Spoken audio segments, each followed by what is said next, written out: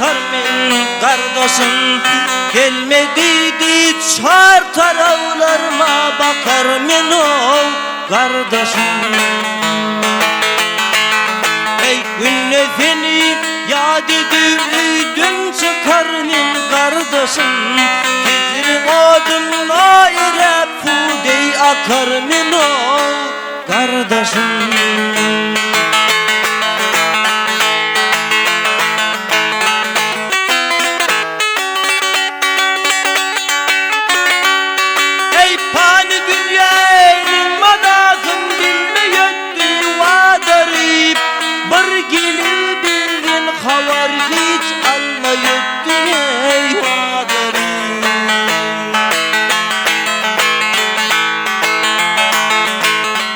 Her alemnin kolundan güller etti vadarip, Fayını gülüm kumşası açılmayıttı vadarip.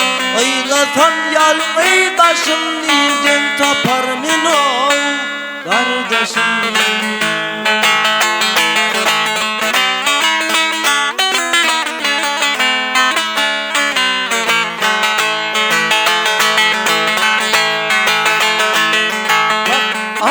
Diryanı bağlayıp karakveli gözledim, çöl yerlerde ayrım yoktur, giden yolumu ayırlasın.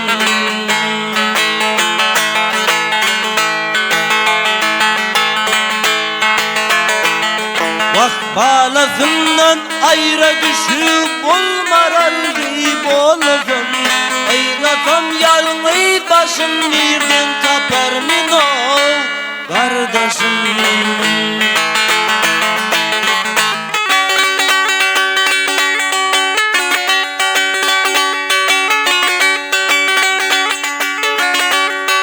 Ey katratından galata gari yan olayım,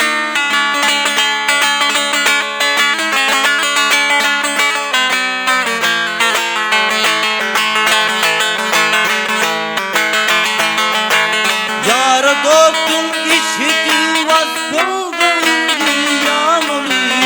Aylasam yalmayı taşım nereden taparım o kardeşim.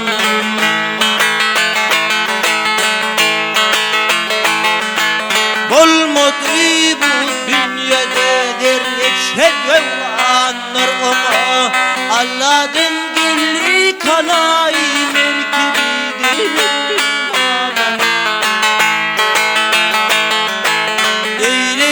Halkı halayık barça yarmanına, Gül cemile nefivetley gölgeli imanına. Aylasam yalmayı başım nereden taparım o kardeşim.